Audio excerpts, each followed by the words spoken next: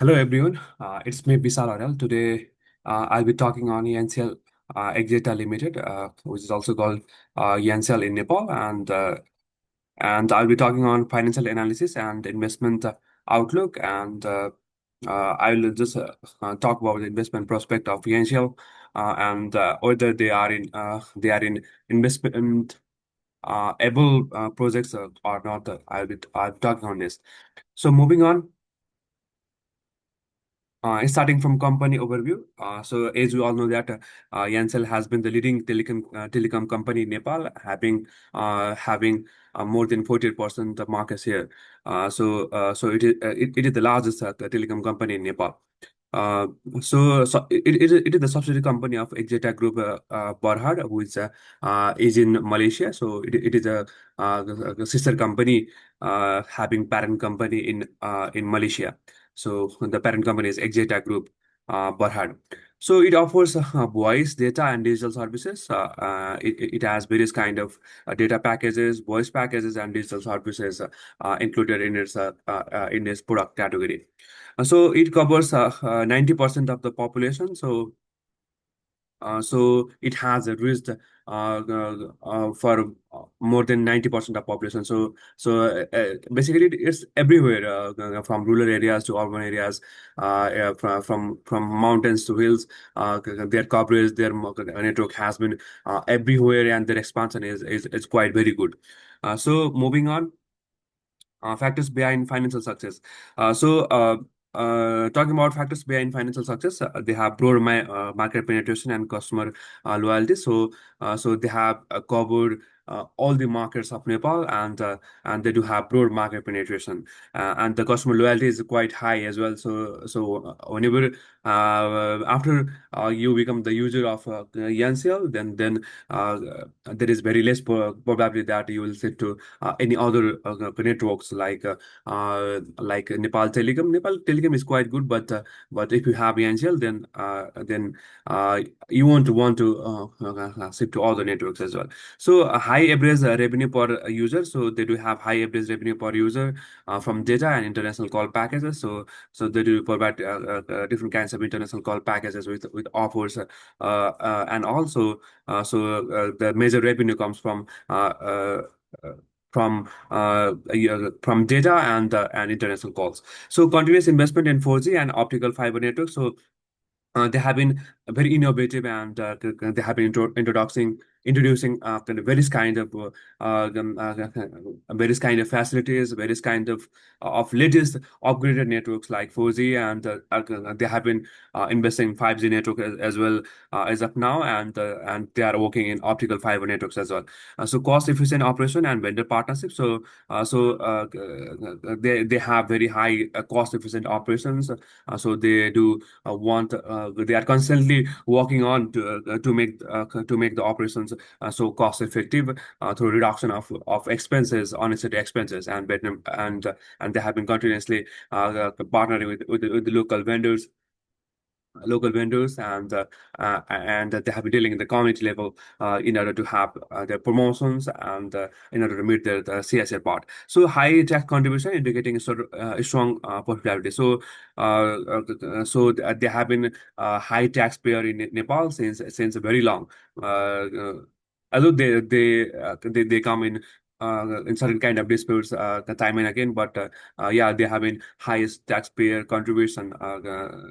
That indicates there is strong profitability. So since they pay a high tax, because they have the high profit margin, so they pay the high tax in Nepal. So they are among the highest taxpayers in Nepal. So financial success factors. So strong market share and network. So as I already mentioned, they do have more than 48% market penetration, market share in Nepal. And they do have a strong network as well. So cost optimization and digital innovation. So they have been constantly innovating, and they are quite good in digital media as well. So their promotion strategies, their marketing campaigns and digital media is very good. and at a higher level. So efficient revenue diversification. So they have diversified their product category. They have diversified their services. That's why they do have very efficient revenue diversification as well. So strategic foreign ownership. This is a foreign company. So having foreign ownership brings the uh, foreign expertise and that will help them to constantly innovate and introduce new systems, the new networks, and the new optimized, upgraded version of networks and the services accordingly. So moving on. Talking about financial highlights, this is the data from 2022 and 2023. The estimated revenue was NPR 60 billion. So it's from 2022 and 2023 financial year. The revenue was NPR 60 billion. So estimated revenue net profit was around 12 to 15 billion. Earning before interest tax depreciation and amortization margin that was 45 to 50 percentage. So high operating cash flow. So they do have very high operating cash flows that meets that meets the investing activities and financing activities accordingly. So they do have strong capital expenditure on infrastructure. So they have been building infrastructures. They have been constantly introducing new structures in order to innovate and in order to upgrade their networks throughout the Nepal and throughout the globe as well.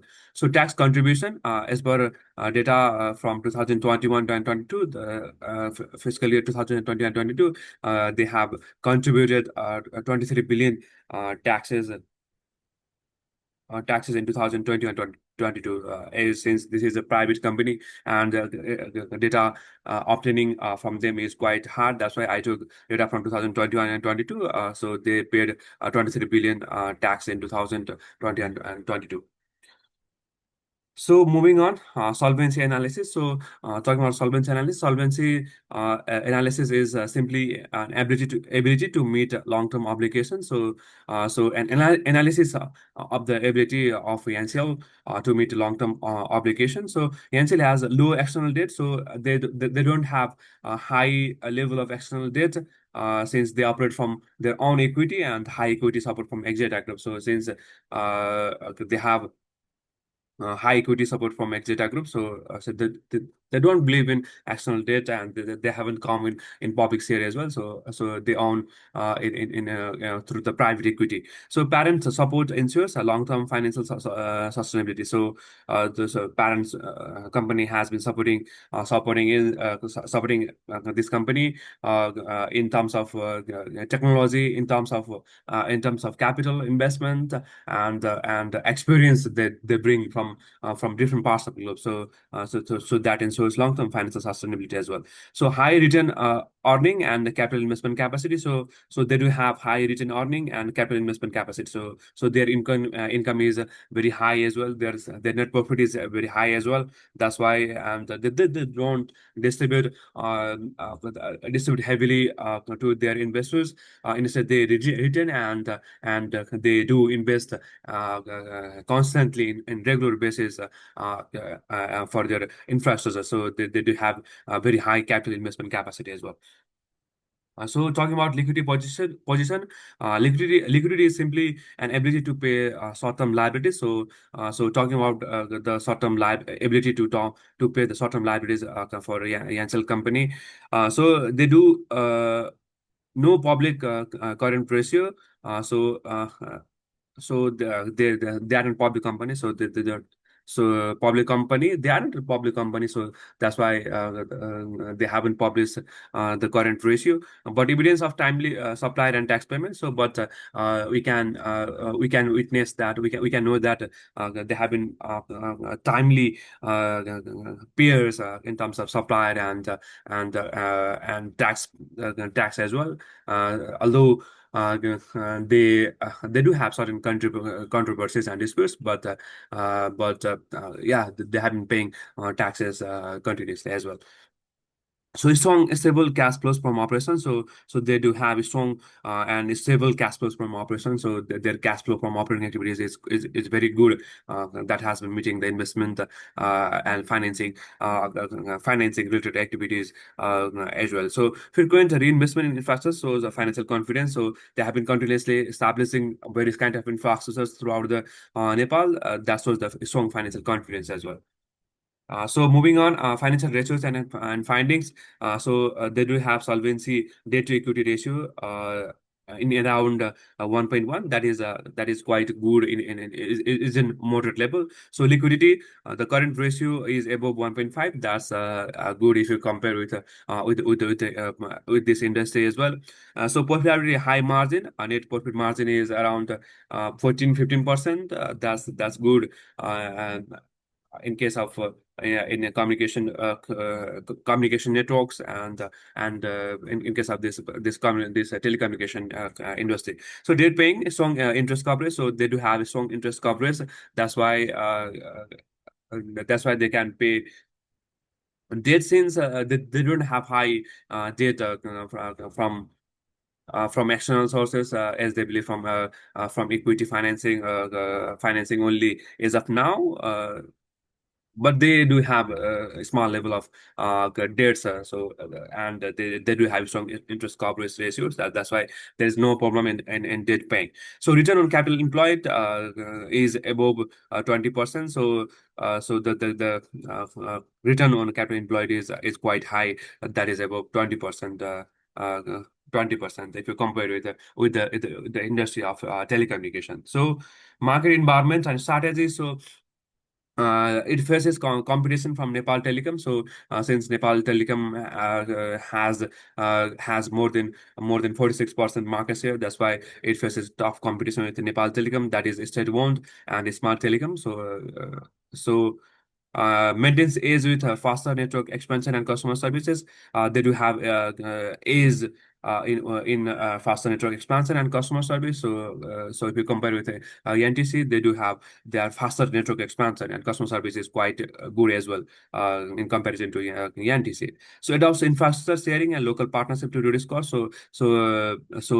They operate in infrastructure sharing model and local partnership in order to reduce the cost. So they do work on mutual benefits. So strategy focus on digital services and rural expansion. So they have been focusing on digital services.